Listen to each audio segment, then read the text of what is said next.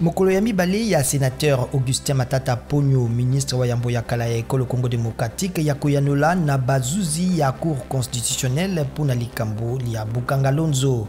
Lobby ayanola ki mbala ya liboso pona likambo liango simana koboya po sena epesaki nzela te.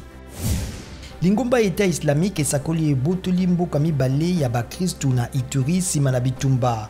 Basoda ya mampinga bakimi na zamba eyebi malamu te pe mingi bakufi na kolemba pe na nzala elobi Lingomba État islamique eye elakisami elongi na ba ADF.